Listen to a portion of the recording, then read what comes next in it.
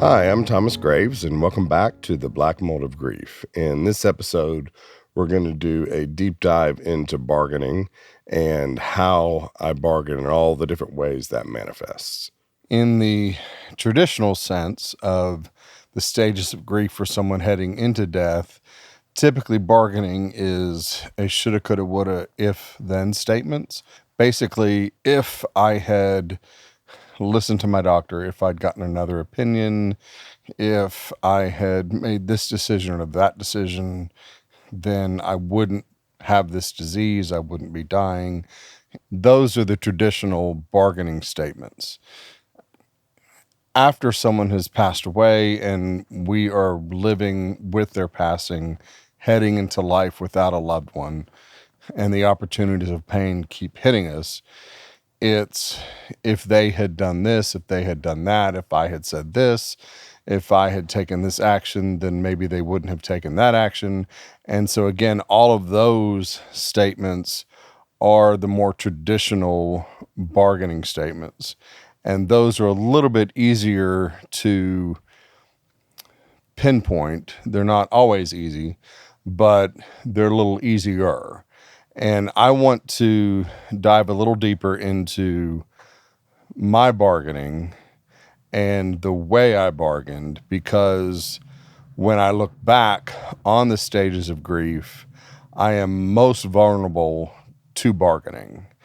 And specifically, I'm most vulnerable to certain types of bargaining that can be very deceptive. And for me, it kind of goes back to the primary, secondary happiness theory that I had about my life, that I was born without the happiness gene and that my life was destined for a life of service. And so I just needed to find happiness through service.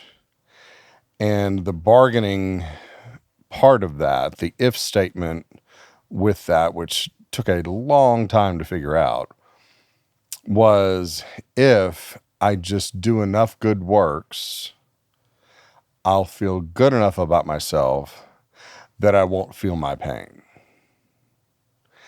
And once I figured that out, I figured out that's why I was trapped in my bargaining for a decade or more, because that's, for me, what made bargaining so seductive. Because of all the stages of grief, nobody wants to hear that they're in denial. Nobody wants to hear that they're angry.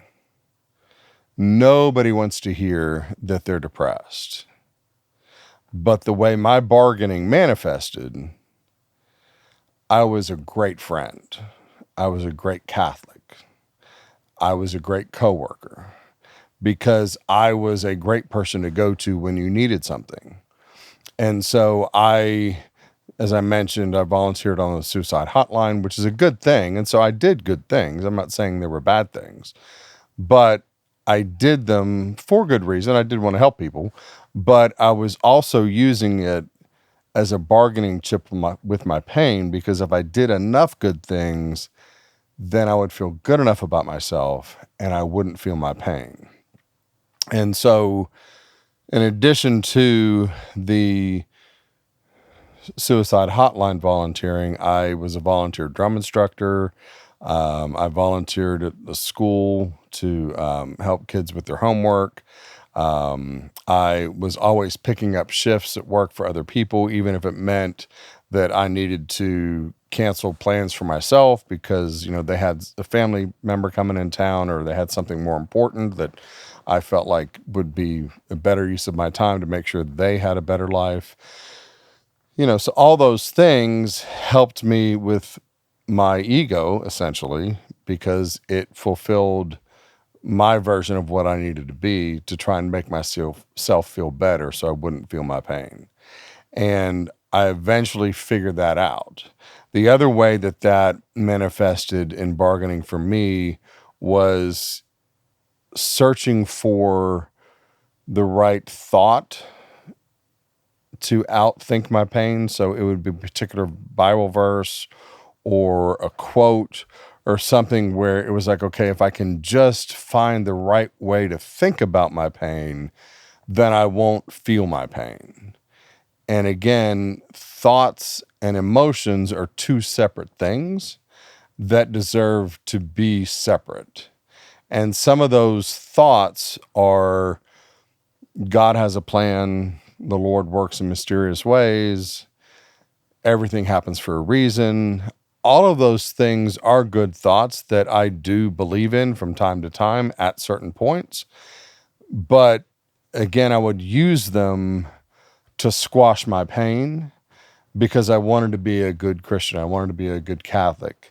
And so I would take those things and misapply them.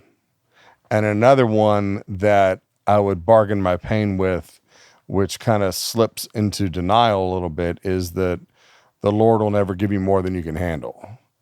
And so that helped me push my pain down because my pain, it would make my pain irrelevant.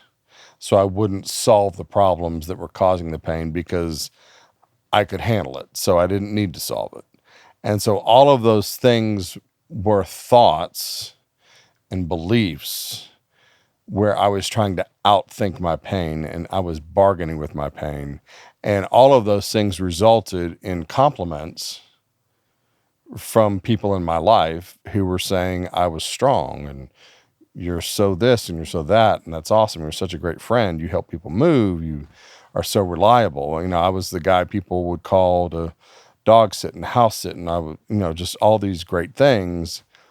But it was all to make me feel better about myself, to specifically out feel my pain, because if I could out feel good, then I could out feel good my pain. And that was bargaining. The other bargaining element that took me a long time to figure out that we used inside the family, and then again, I took outside the family and used in life, which caused problems, is if statements about other people. If they would stop doing this, I would be happy. If they would start doing this, I would be happy. If they would stop saying this, if they would start saying that, if they were different. And again, all of those are if statements. And the same way I have adopted the mindset that anger is the second stage of grief, I've adopted the mindset that if statements are the third stage of grief because they are bargaining. And so I have gotten very attuned to hearing myself say those things, that if this person would do something different, now I simply say, okay, I want them to be something else, so I need to grieve that they're not who I want them to be. And it also clues in, even before I get to that point, that there is something inside of me that I need to grieve because I'm wanting them to be something else. So what is it that I am grieving inside of myself?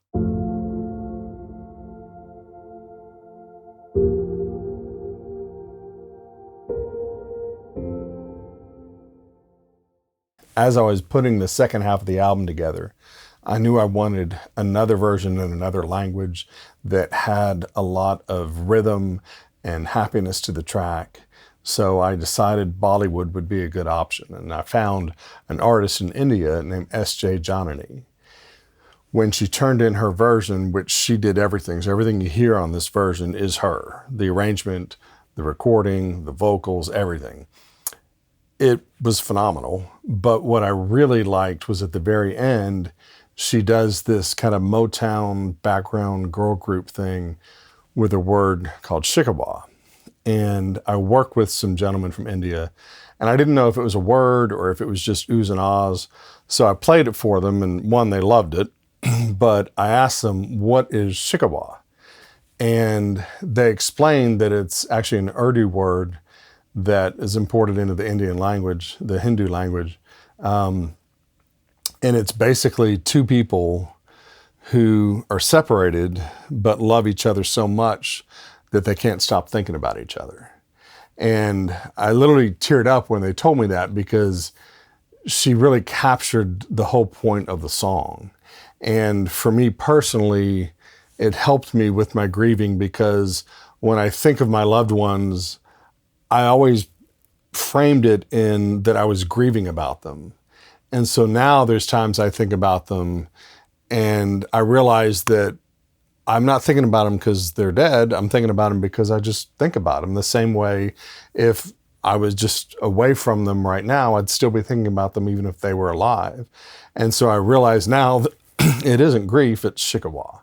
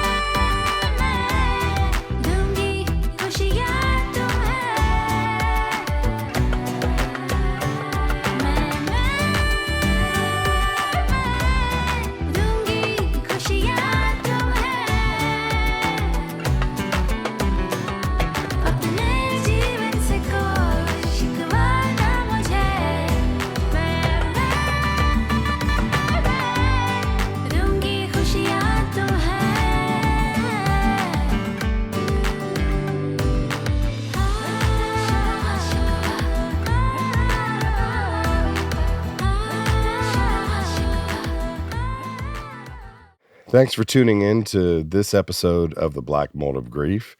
The next episode, we'll do a deep dive into the fourth stage of grief, which is depression.